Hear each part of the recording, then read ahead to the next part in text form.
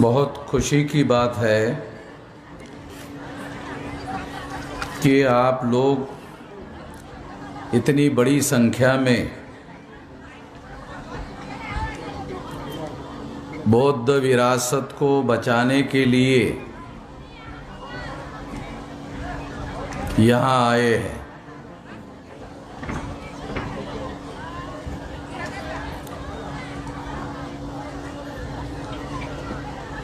अभी 14 अक्टूबर 1956 को बाबा साहब अम्बेडकर के द्वारा धर्म परिवर्तन किया गया।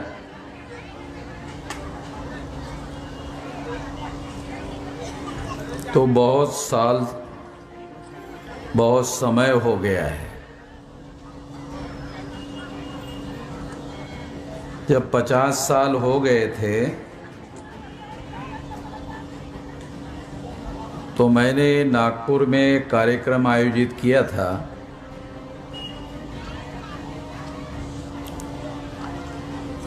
और ये महाराष्ट्र के तमाम लोगों को ये उस समय बात कही थी कि 50 साल का समय निश्चित रूप से इतना समय माना जा सकता है कि हम समीक्षा कर ले अपने कार्यों की कि हमने 50 साल में जो बाबा साहब अम्बेडकर के द्वारा जो दीक्षा देने के बाद इस देश में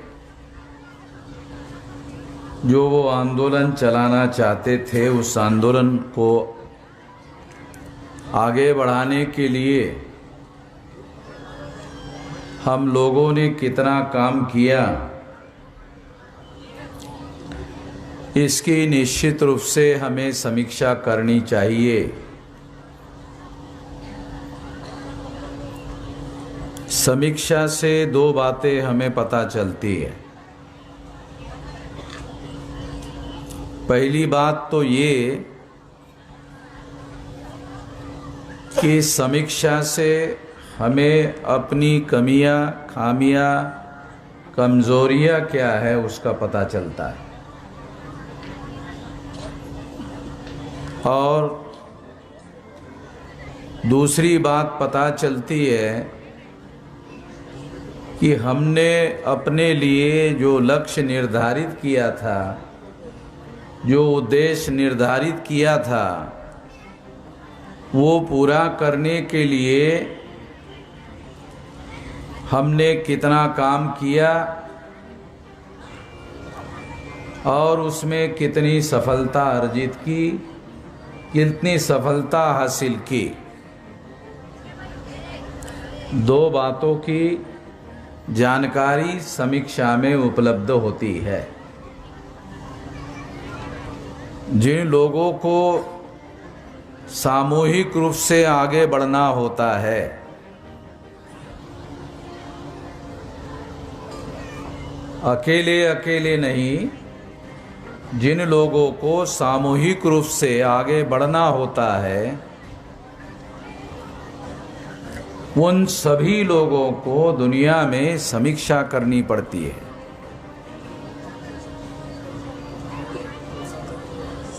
मगर समीक्षा वो लोग कर सकते हैं जो कुछ करने के लिए लक्ष्य निर्धारित करते हैं।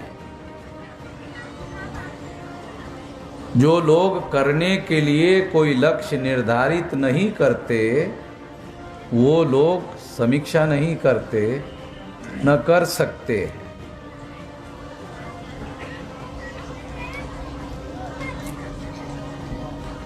तो मैंने 50 साल के मौके पर ये कहा था कि जो बुद्धिस्ट आंदोलन चलाने वाले लोग हैं, उनको ये करना चाहिए।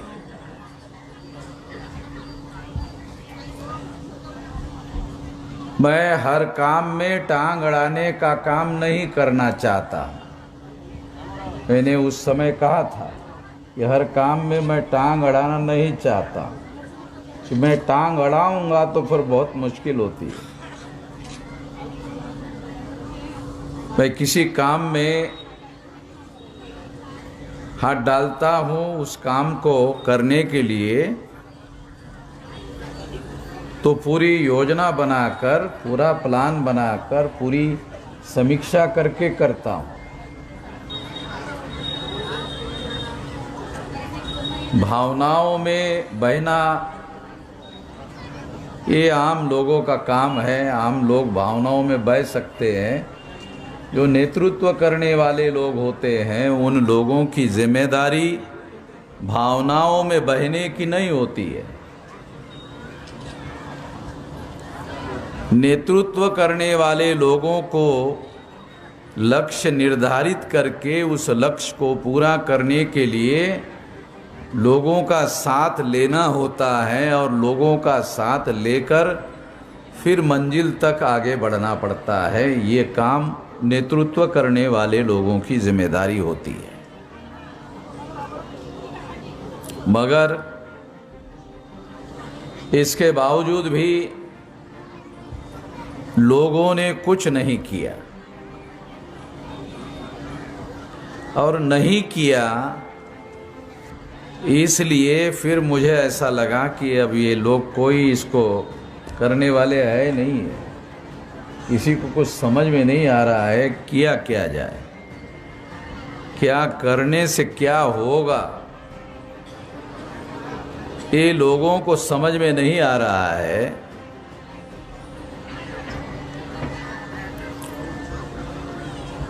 और समझ में नहीं आता है उसकी एक बहुत बड़ी वजह होती है,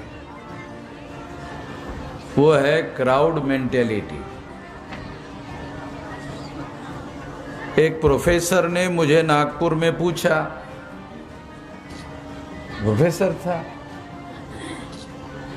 तो मैं तो प्रोफेसर नहीं हूँ, पूछा डॉक्टर साहब, खोबरागड़े साहब, कि सारे लोग जो है पूड़ी भाजी खिला रहे हैं, लोगों को खिला रहे हैं, पंडाल लगे हैं, बामसेव का कोई पंडाल मैंने पूड़ी भाजी खिलाने वाला देखा नहीं है। प्रोफेसर ने पूछा मुझे, तो मैंने प्रोफेसर साहब को पूछा कि नागपुर के रेलवे स्टेशन पर जो कूली है, हमाल है, उनमें और प्रोफेसर में फर्क होता है क्या? कहा कि हाँ, तो बहुत फर्क होता है, तो बहुत फर्क होता है। तो कूली लोगों ने पूड़ी भाजी का स्टॉल लगाया है और आप भी पूड़ी भाजी का स्टॉल लगाने के लिए कह रहे हो, तो कूली और हमाल में और आप में क्या अंतर है? अंतर होना चाहिए कि नहीं होना चाहिए? होना चाहिए। जब बाबा साहब अम्बेडकर उस समय अपने समय में कार्यक्रम लगाते थे तो कोई भी पूड़ी भाजी लगाने वाला, स्टॉल लगाने वाला आदमी नहीं होता था। लोग 2-2, 3-3 दिन की रोटियां अपने घर से बनाकर और उसमें प्याज जो है या हरे मिर्ची का ठेचा बोलते हैं ना, पता नहीं आप लोग, पता है कि मैं तो देहाती आदमी हूँ, पढ़ा शहरों का आदमी तो हो नहीं मैं, तो वो लेकर के चलते थे और 2-2, 3-3 दिन का बांध कर लेके जाते थे और उसको लेकर के करते थे और कहीं लाइन में नहीं लगते थे और अपना काम चलाते थे। ये जो स्वावलंबन है, पूड़ी भाजी साली 2 देते हो, 4 भी नहीं देते हो, और खीर जो है वो कम देते हो और पानी खीर के नाम पर देते रहते हो, मगर खीर रहती है, नाम तो खीर रहती है। तो मैं ये कहना चाहता हूँ, ये उदाहरण इसलिए आप लोगों को दे रहा हूँ कि हमारे जो बौद्धिक लोग हैं, जिन लोगों को बौद्धिक काम करना चाहिए, दिमाग का काम करना चाहिए, जिन लोगों को शारीरिक काम करना चाहिए उनको शारीरिक काम करना चाहिए, जिनको दिमाग का काम करना चाहिए उनको दिमाग का काम करना चाहिए, और सारे लोग अगर क्राउड मेंटेलिटी के हो गए कि जय क्राउड कर रहा है वैसा कर ले, तो फिर जो है ये ऐसा होता है। इसलिए हम लोग समस्याओं में घिरे हुए हैं और हम अपनी कोई विरासत बचाने का काम कैसे कर सकते हैं इसके बारे में सोच विचार नहीं कर पा रहे हैं कि कैसे बचा सकते हैं। जो संविधान में हमारे अधिकार हैं, जैसे एक विरासत है, वैसे संविधान में हमारे अधिकार है, उसको कैसे बचाया जाए, ये भी एक बहुत बड़ी समस्या है। क्योंकि यहाँ मैं थोड़ा लेट आया, मगर यहाँ जो सुना, ये लोगों के पास समस्याएं है। जो थोड़ा मैंने सुना कि लोगों के पास समस्याएं है, और कितनी समस्याएं हैं? समस्याओं का संचय है, केवल समस्याएं नहीं है, समस्याओं का संचय है। मराठीमध्ये आपण ढीग ढीग म्हणतो ना, ढीग, तो समस्याओं का संचय है। समाधान दूर दूर तक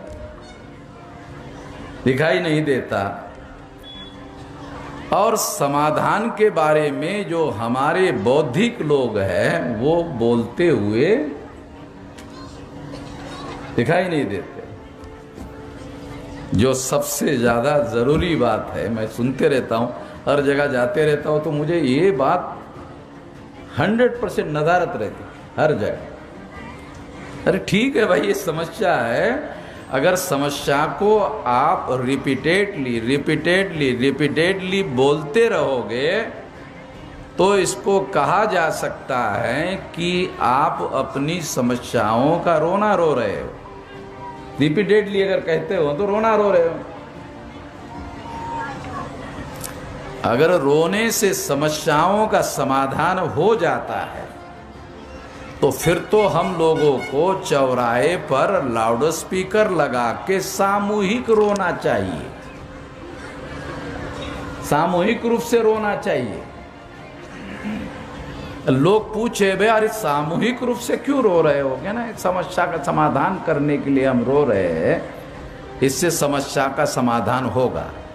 तो ये समस्या के समाधान का रास्ता नहीं है। और आम आदमी, क्राउड लोग जो है, ये उनका काम नहीं है समस्या का समाधान, ये बौद्धिक काम है। पहले दिमाग में समस्या का समझ पैदा करनी पड़ती है और फिर उसका समाधान दिमाग में ही ढूंढना पड़ता है। ये सारी प्रक्रिया दिमाग में चलती है, उसके बाद जमीन पर उसको लागू कैसे किया जाए, ये सवाल है। यदि हम दिमाग में वो काम ना करें तो हम केवल चलते रहते हैं और मंजिल कहीं मिलती नहीं है, क्योंकि हमने केवल चलने का निर्धारित किया है। किसी मंजिल पर पहुंचने के लिए चलना है, ये निर्धारित नहीं किया।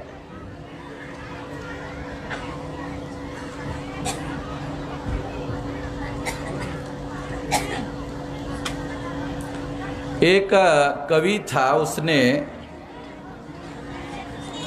कविता लिखी, तो मैंने कविता सुनी। मराठी में हमारे लोग कविता लिखते रहते हैं बहुत ज़्यादा। उसने लिखा, कळल्या दिशा न जानना ठाऊक मार्ग नाही, कळल्या दिशा न जानना ठाऊक मार्ग नाही, दुर्दैव आमचे ते नेते बनून आले।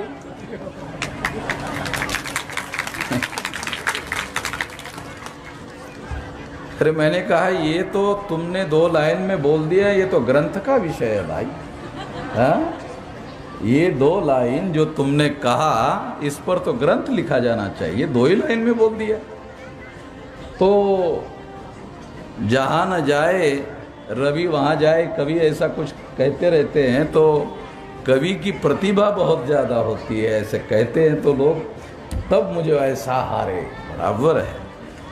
कवि की प्रतिभा बहुत ज़्यादा होती है, वो बहुत कम शब्दों में बहुत बड़ी बात जो है वो कहते रहते।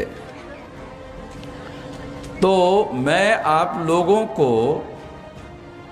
जो आप लोगों को बताया नहीं जाता है, मैं आप लोगों को वो बात बताना चाहता हूँ कि जो बौद्ध विरासत है, वो बौद्ध विरासत खतरे में क्यों है? आप लोग खतरे में हैं, खतरे में, ये खतरे में, वो खतरे में, वो खतरे में। क्या खतरे में नहीं है? हा? क्या खतरे में नहीं है? एक पत्थर अगर पड़ा हुआ साला वो भी खतरे में है। अगर उसमें कुछ ब्राह्मी लिपि में लिखा है तो वो लोग मालूम है, अरे बुद्धा का होगा, ब्राह्मी लिपि में बुद्धा का होगा, ये लोग गायब करो इसको। तो क्या खतरे में नहीं है? सारा का सारा खतरे में है। तो इसलिए जब ये सारा का सारा खतरे में है तो निश्चित कोई बहुत बड़ी वजह है। ये बड़ी वजह हम लोगों को मालूम होना चाहिए, फिर समाधान ढूंढ कर ला सकते हैं। ये 26 जनवरी 1950 के पहले, 26 जनवरी 1950 को संविधान लागू हुआ और संविधान में दस्तावेजीकरण हुआ कि हम लोगों के अधिकार क्या होंगे। 2-2.5 हजार साल के बाद ईसा पूर्व 185 में सम्राट बृहदत्त मौर्य की हत्या की गई है और प्रतिक्रांति हुई, ऐसा आमतौर पे हिस्टोरियंस मानते। तो उसके पहले तो हमारे लोगों के अधिकार थे और उसकी शासकीय मान्यता थी। उसके बाद पहली बार ही 26 जनवरी 1950 को हम लोगों के जो अधिकार है उन अधिकारों का, मौलिक अधिकारों का दस्तावेजीकरण हुआ। तो ये जो मौलिक दस्तावेजीकरण हुआ उसमें हम लोगों को बहुत सारे अधिकार मिले, जिसके बारे में हमारे लोगों को जानकारी होनी चाहिए।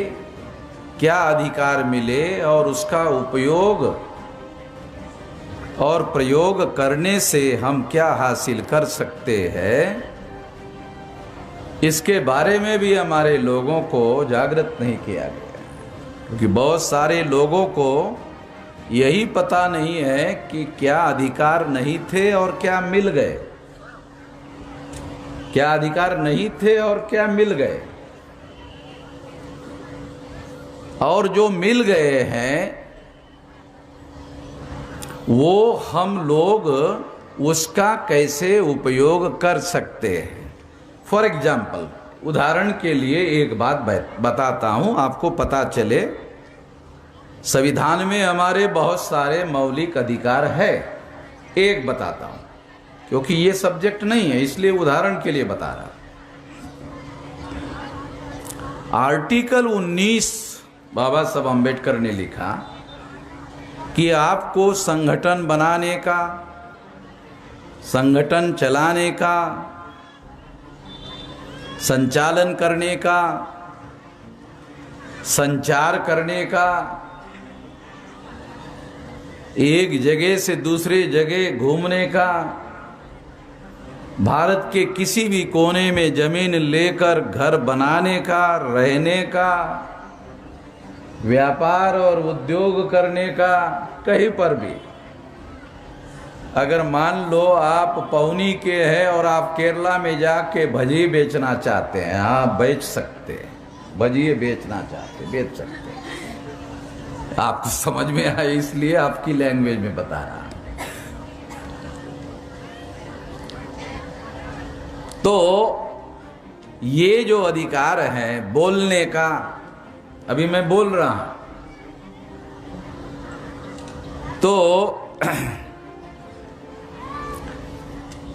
तो बोलने का जो अधिकार है जिसके आधार पर मैं बोलता हूं, तो बहुत सारे लोग बाद में बोलने के बाद मेरे पास आते हैं, कहते हैं कि जो बोल रहे हो उसकी वजह से आपको डर नहीं लगता? हमको तो सुनते वक्त डर लगता है। मुझे लोग आकर कहते हैं, मैं तो छोटी सी लकड़ी भी अपने साथ में नहीं रखता हूं। तो जो करेज है, जो हौसला है, जो हिम्मत है, वो कन्विक्शन से आता है। करेज का मतलब है हौसला, हिम्मत, और कन्विक्शन जो अंग्रेजी शब्द है उसका मतलब है अपने सिद्धांतों पर अडिग विश्वास। अपने सिद्धांतों पर अडिग विश्वास जब आपका है तो फिर आपके अंदर करेज आएगा, हिम्मत आएगा, हौसला आएगा, और फिर आपके अंदर का जो डर है और उसका और आपका कोई संबंध नहीं रहेगा, वो खत्म हो जाएगा। तो हम तो अपने सिद्धांतों के लिए बोलते हैं और उसके लिए जो भी कुर्बानी और जो भी देनी हो उसके लिए बोलने के पहले तैयार है। तो डर कहां से रहेगा, कैसे रह सकता है? तो इसलिए ये अधिकार जो है संविधान ने हमको दिया, और सारे देश भर में मैं त्रिपुरा तक, आसाम त्रिपुरा तक उधर जा कर के बोलता हूँ, बताता हूँ। सारे देश भर में, केरला से कन्याकुमारी तक, कन्याकुमारी से कश्मीर तक, जामनगर गुजरात से कोहिमा तक, वहाँ तक जाकर हम लोग अपनी बात कहते रहते हैं। वो इस तरह से ये अधिकार हमारे संविधान के द्वारा हमें मिले, और ये संविधान जो 26 जनवरी 1950 को लागू हुआ, ये 2-2.5 हजार साल के बाद हमारे अधिकारों का दस्तावेजीकरण हुआ, डॉक्यूमेंटेशन हुआ। तो बहुत सारे हमारे लोगों को संविधान हमारे बाबा ने लिखा इतना ही मालूम, क्या लिखा कुछ पता नहीं है, और पढ़े लिखे लोग जो है उसका अभ्यास करके भी हमारे लोगों को बताते नहीं हैं। इसलिए उदाहरण के लिए बताया कि ये एक है, बहुत है, उसमें से एक है, और उसका उपयोग करके संगठन बनाना, चलाना, संचालन करना है ना, एक अधिकार है। तो 19 साल की उम्र से, जब मेरी उम्र 19 साल की थी तब से अभी 64 21 तारीख को, आज की कितनी है, 19 है, 2 दिन के बाद 64 मेरी उम्र पूरी हो जाएगी। तो और 22 तारीख को 65वें साल में मैं प्रवेश करूंगा। तो इतने साल से 19वीं उम्र से लेकर इतने साल से हमने कोई काम नहीं किया, एक काम छोड़ के, वो था संगठन बनाना। कोई काम धाम नहीं किया, एक ही काम किया। लोग बोलते थे अरे क्या करते हो भाई, कुछ दिखाई तो देता नहीं है। एक ही काम किया, संगठन बनाना। क्योंकि ये मौलिक सिद्धांत आप लोग समझ लो कि दुनिया में, भारत में नहीं, दुनिया में जो भी बड़े परिवर्तन आए हैं वो संगठित शक्ति के बल पर आए हैं। बुद्ध ने भिक्षु संघ बनाया, क्या है? संगठन है। क्या है? संगठन है। भिक्षु संघ क्या है? संगठन है। जो त्रिरत्न है, बुद्ध, धम्म और संघ, संगठन को एक रत्न माना बुद्ध ने। बराबर है खोबराड़े साहब? क्योंकि मैं पंडित आदमी नहीं हूं, प्रचारक आदमी हूं, इसलिए पंडितों से पूछना बहुत जरूरी होता है।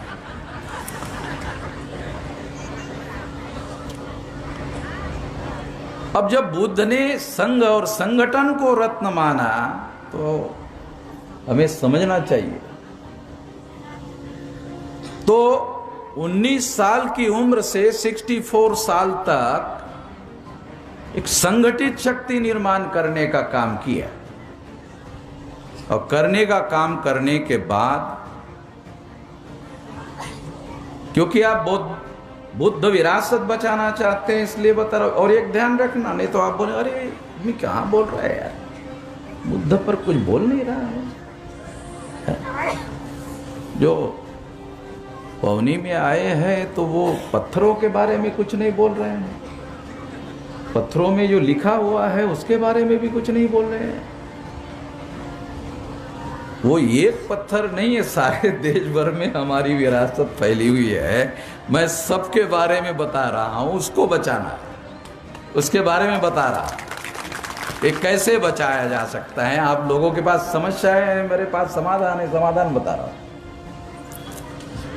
तो 19 साल की उम्र से 64 साल तक संगठन बनाने का काम किया, संगठित शक्ति का काम किया, बनाने का काम किया। और 5 मार्च 2019 को 13 पॉइंट रोस्टर के विरोध में 200 पॉइंट रोस्टर लागू होना चाहिए, इसके लिए भारत बंद किया। भारत बंद हो गया। बंद होने के बाद संसद में नरेंद्र मोदी, जो सबसे ज्यादा अकड़ू आदमी है, संसद में उसने संविधान संशोधन प्रस्तुत किया और 13 पॉइंट रोस्टर रद्द किया, 200 पॉइंट रोस्टर लागू किया। जब भारत बंद किया तो रिकॉर्डेड बातें बोल रहे हो, काल्पनिक बातें नहीं बता रहा हूं। नहीं तो कुछ लोगों को लगेगा अरे काल्पनिक बात बता रहे हो, काल्पनिक बातें नहीं बोल रहा हूं। 29 जनवरी 2020 को सीएए के विरोध में भारत बंद किया। उसके पहले नरेंद्र मोदी और अमित शाह डेली क्या बोलता था? CAA CAA CAA CAA CAA, daily बोलता था दोनों, और भी बहुत सारे लोग बोलते थे। जब 29 जनवरी 2020 को सीएए के विरोध में भारत बंद किया, अभी बोलते हैं, बोलते हैं, अरे बोलते हैं बंद है, सीएए बंद है, बोलना ही बंद है। जानते हो क्यों? जब हमने सीएए के विरोध में भारत बंद किया संगठित शक्ति के बल पर, क्योंकि आपको बौद्ध विरासत बचाना है ना, इसलिए बता रहा हूं। हाँ, तो जब भारत बंद किया तो मुसलमानों ने बड़ी संख्या में उसका समर्थन किया। 5 मार्च 2019 को नहीं किया था, मगर 29 जनवरी 2020 को मुसलमानों ने बहुत भारी संख्या में समर्थन किया। जब भारी संख्या में जन समर्थन किया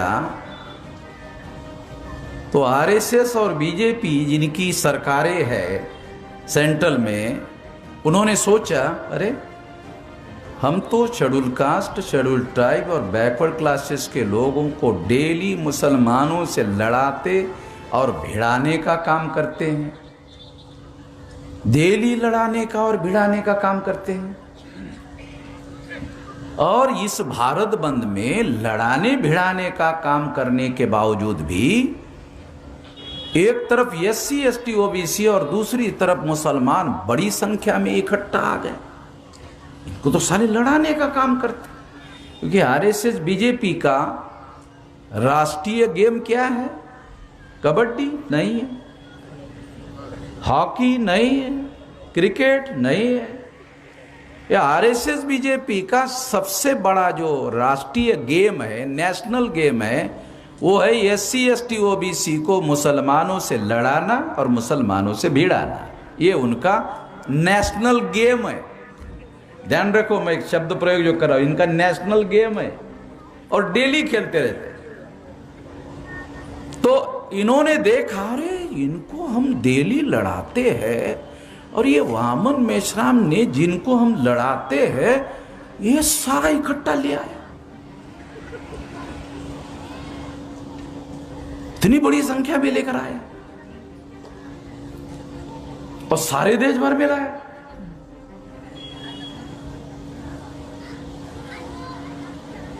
जब उन्होंने समीक्षा की कि ये सीएए के विरोध में इकट्ठा किया, और सीएए तो वामन मेश्राम का मुद्दा नहीं है, सीएए आरएसएस और बीजेपी का मुद्दा है। अरे हमने ही वामन मेश्राम को मुद्दा दिया, मुद्दा है नहीं वामन मेश्राम का, ये मुद्दा हमने वामन मेश्राम को दिया। और इस वजह से एससी एसटी ओबीसी एक साइड में और दूसरे साइड में मुसलमान, ये दोनों के दोनों सारे देश भर में इकट्ठा आकर भारत बंद किया। भारत बंद किया, भारत बंद हो गया और सोचा उन्होंने कि ये मुद्दा तो वामन मेश्राम को हमने दिया, हमारी वजह से ही हुआ, ये वामन मेश्राम की वजह से दूसरे नंबर पर हुआ, पहले नंबर पर तो मुद्दा ही हमने दिया, मुद्दा तो वामन मेश्राम का है नहीं। तो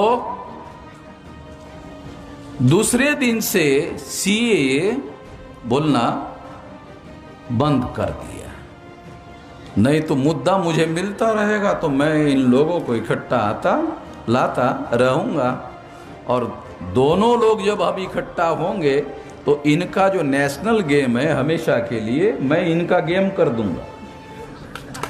समझे ना, उनको समझ में आ रहा है। तो वामन मेश्राम हमारा गेम कर देगा, गेम कर देगा, गेम समझते हो ना, गेम कर देना है। अरे फलाने ने उसका गेम कर दिया है, ऐसा बोलते ना हमारे लोग, तो फिर मैं उनका गेम कर देता।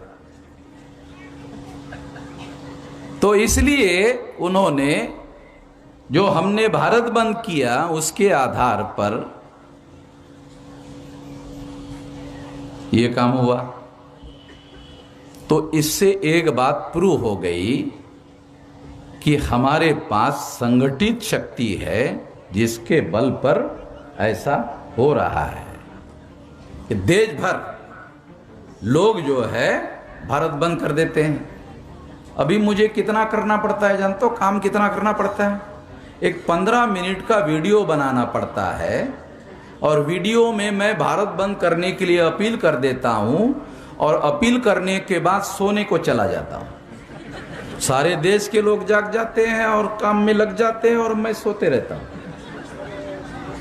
और 44-45 साल तक मैं सोया नहीं। फिर ये जो संगठित शक्ति निर्माण करने का काम है वो करते रहा, और अभी एक 15 मिनट का वीडियो बना देते हैं तो सारे देश के लोग काम में लग जाते हैं।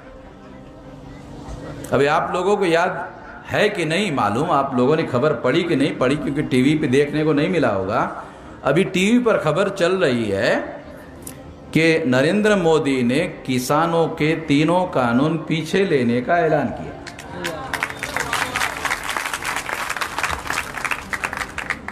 दस दिसंबर को भारत बंद किया था, उसमें किसान का मुद्दा था। शायद आप लोगों को हमारे डॉक्यूमेंट है, देख लेना। अब 10 दिसंबर को भारत बंद किया।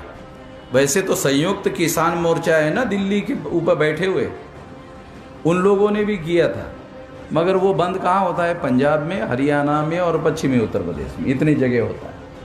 मगर मोदी जी को मालूम है कि वामन मेश्राम का भारत बंद बोले तो भारत बंद होता है, केवल किसी राज्य में नहीं होता है, वो सारे देश भर में होता है। और अगर ऐसा हुआ तो इन लोगों का संगठन गांव-गांव में, किसानों में भी फैल जाएगा। मैं 2 दिन पहले मेरे कमरे में मीटिंग कर रहा था और मुझे पता नहीं, ऐसा लगा कि अभी कुछ दिन में ये अनाउंस हो सकता है कि ये किसान के कानून जो है पीछे लेने की कुछ बातें। कभी कभी मुझे आंख लगाकर दिखाई देता है। तो मैं ये उदाहरण इसलिए आपको दे रहा हूं कि बौद्ध विरासत को बचाने के लिए भी जो संगठित शक्ति हमारे पास है, उसका हम उपयोग कर सकते हैं,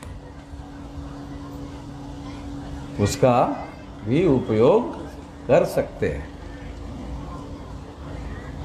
और राष्ट्रव्यापी कर सकते हैं। क्योंकि ये जो आप लोगों की बातें सुनने के बाद और मेरे पास जो डाटा अवेलेबल है, उसके आधार पर ये मामला पौनी का नहीं है, ये एक राज्य का नहीं है या एक जगह का नहीं है, ये सारे देश का है।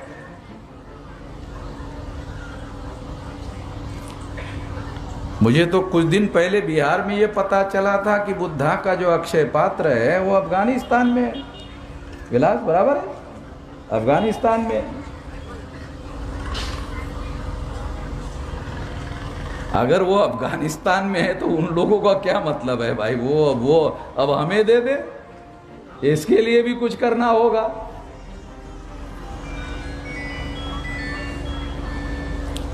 तो इस तरह से जो बात मैं आपको समझा रहा हूं कि ये जो संगठित शक्ति हमने निर्माण की है, ये 31 राज्यों में, 567 जिलों में, 4000 से ज्यादा तहसीलों में, 22,000 से ज्यादा ब्लॉक में और 1.5 लाख से ज्यादा गांवों में।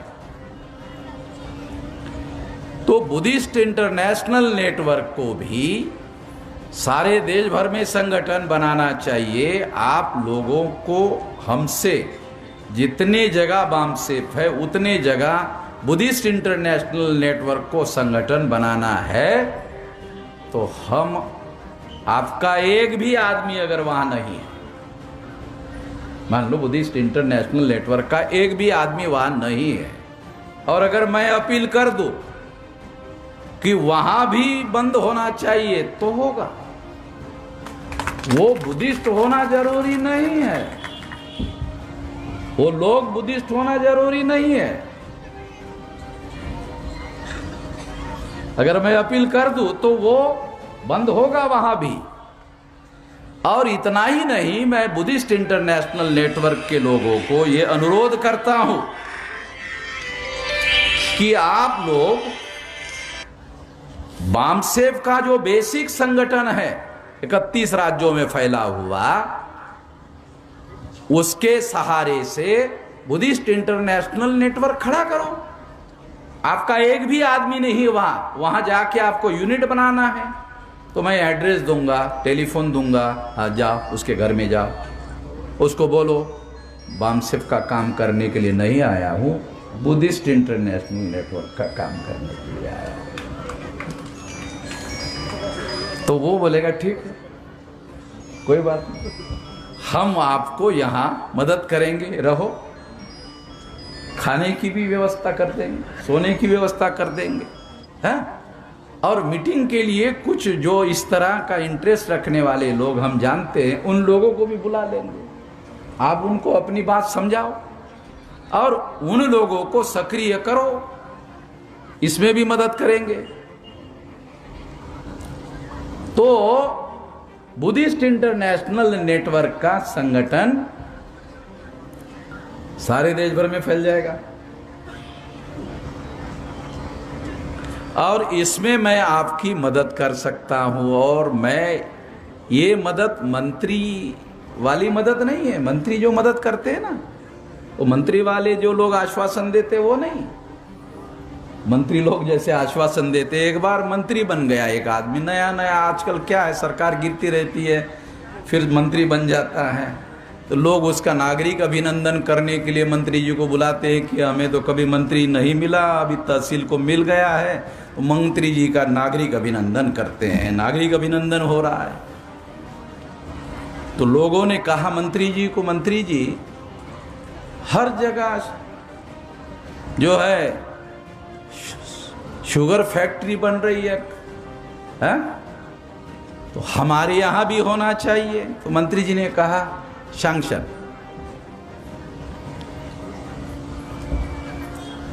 तो अब शुगर कारखाना सैंक्शन हो गया, तो आपको गन्ना की फसल जो है अपने खेती में लगाना चाहिए। लोगों को कहा गन्ना लगा रहा, तभी तो शुगर फैक्ट्री होगी ना, गन्ना ही नहीं होगा साला शुगर फैक्ट्री कहां से होगी। तो कहा कि हाँ ये बात सही है, गन्ना लगाएंगे। मगर गन्ने के लिए तो मंत्री जी ज्यादा पानी लगता है, और वो ज्यादा पानी तो डैम से आएगा। यह डैम मंजूर। एक पढ़ा लिखा आदमी खड़ा हो गया कि मंत्री जी डैम बनाने के लिए तो नदी चाहिए ना, नदी मंजूर।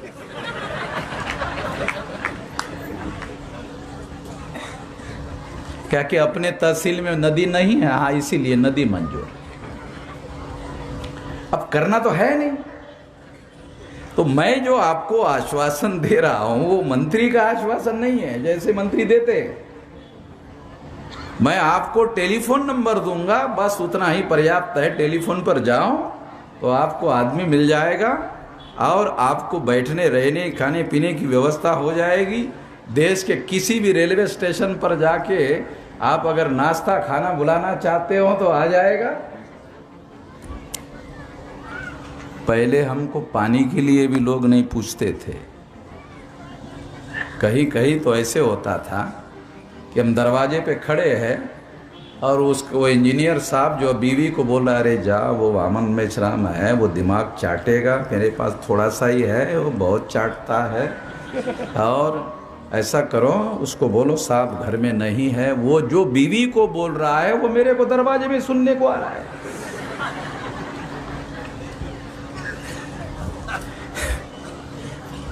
तो हम लोग ऐसे आसानी से ये काम नहीं किए हैं, बहुत ज़्यादा मुश्किलों से इतना बड़ा संगठन बनाए हैं।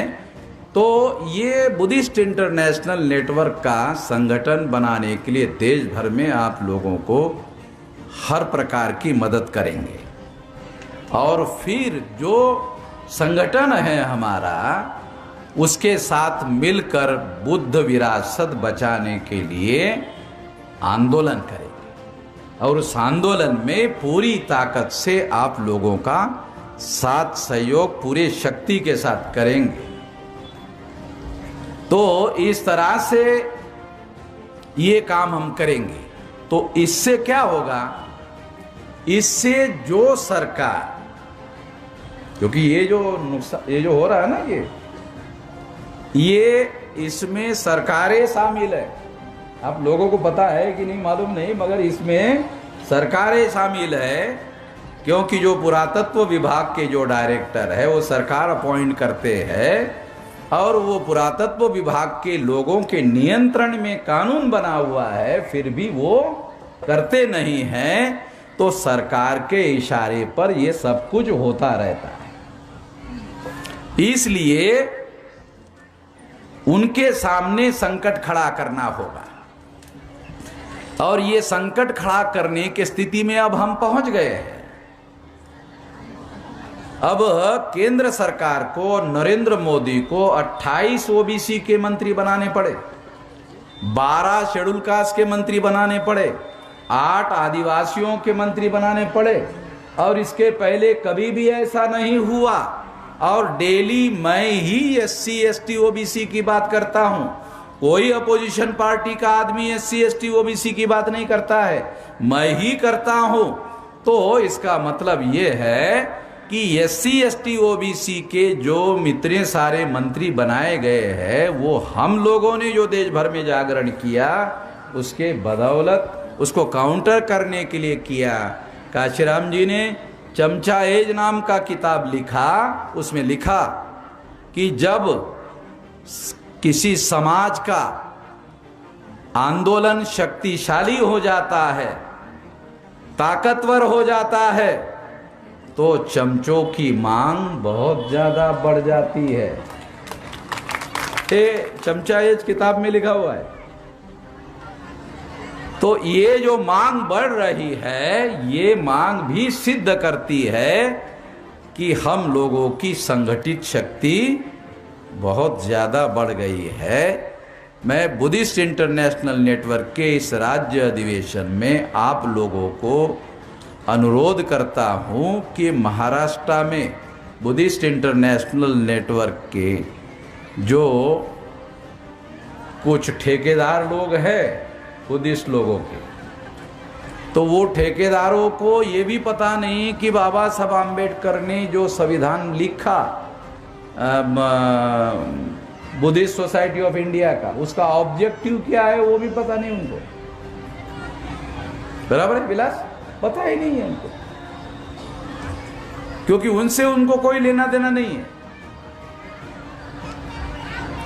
तो वो सब हम जानते हैं और हम उसको कर सकते हैं। तो इसलिए अब